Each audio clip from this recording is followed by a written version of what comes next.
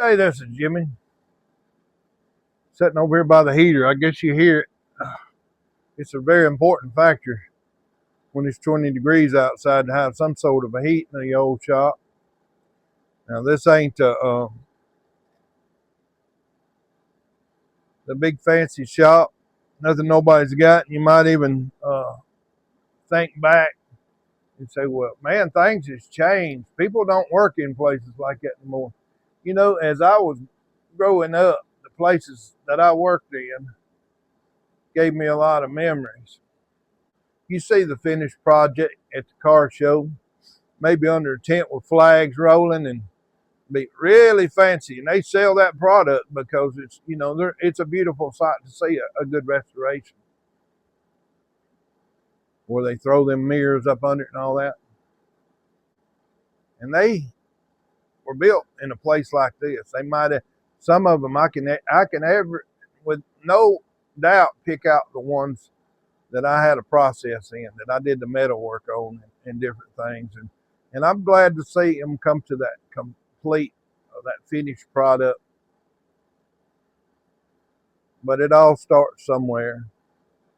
And usually it didn't start out under the flags in the parade.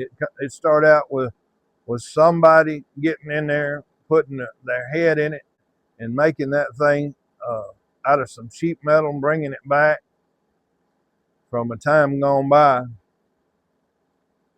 I remember like this old 70 Monte Carlo right here. I remember the old Monte Carlos and back in school days and different things. And man, that they were a sight to see. But I tell you, today it's more it's more better, they say, to see them come back and you see that car go down the road and maybe that fella's wearing a kind of old hat. Maybe he's trying to fit the bill of the time and he looks comfortable in the old car and it carries you back to a place where you didn't have as many worries maybe, or you didn't have as much going on in your life, and to a simpler time, carries you back to a simpler time.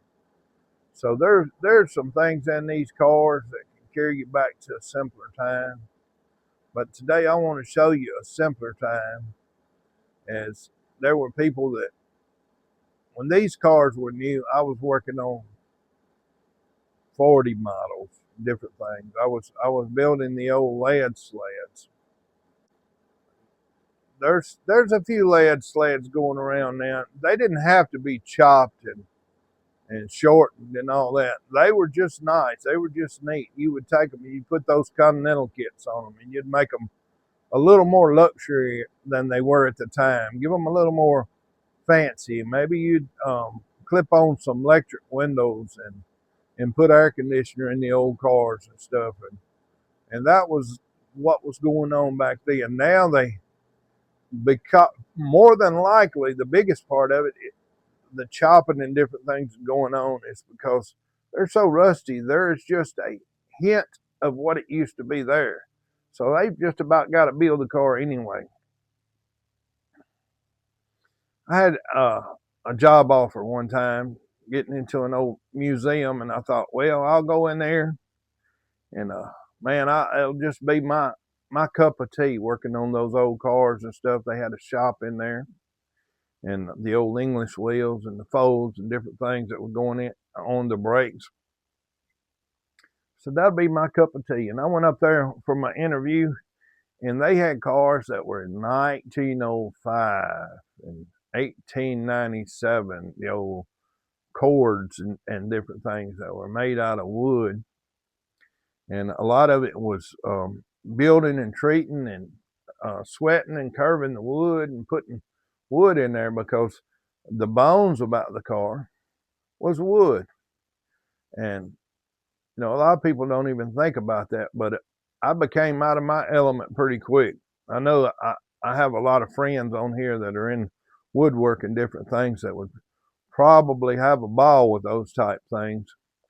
When people say, well, cars and wood don't mix, well, they did at the edge of 1900. They mixed rather profusely uh, for less words.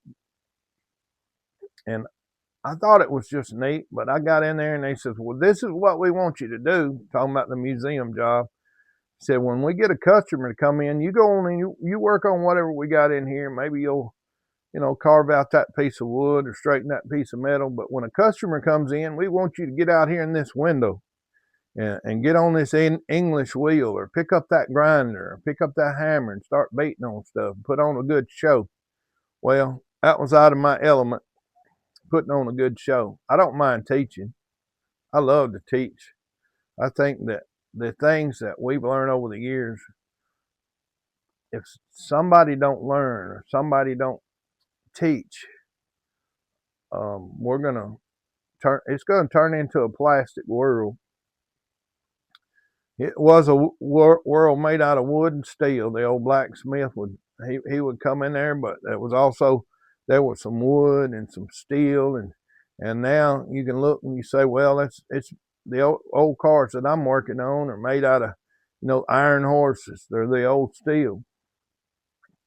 I know they call a motorcycle an iron horse, but it's the same way. It's just got four wheels.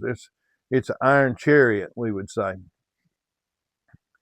But today they're turning into plastic. They're turning into jelly beans. And if somebody don't hold on to this culture, if somebody don't grab a hold of what's going on, plastic fades away. They're even going with these all aluminum cars and stuff. But how long is that going to last? Especially that plastic. Plastic's going to deteriorate and go away. And a barn find, today we say, well, this is a barn find. I don't think you're going to find a car that's 50 years old in the shed 50 years from now, if the Lord tarries. 50 years from now, sitting there, that you're going to say, hey, this is a barn find, because it's going to deteriorate. This is a heap of rotten plastics, what you're going to find. We need to grab a hold of this. We need to bring this culture back. We not only bring the culture back, we need to fix these survivors. We need to train somebody how to get a hold of these survivors and fix them. I'm carrying on. I tried to make a live. I don't really know how to read the comments. And I could sit here and talk in my mind, because I'm talking to the younger me. When I saw those guys coming back from Vietnam and different things, when I was just a child and they were going to their shops and they were building the old hot rods, the cars maybe that they had bought while they were in there, or used that money to pay for while they were over there serving us. And they would bring them in there and they just had all these old wild ideas of the flames and the restorations and different things. And the younger me was very excited about that. And I've been excited ever since. I still am. But today we're going to have to get excited and grab a hold of some of this stuff that it's made out of iron and steel that we can hold on to. We can make it last. We can bring it back to life. A lot of people, they're just wanting attention. Well, there's a way to present your skill and have pride about yourself, but it ain't nothing easy. You got to work for it.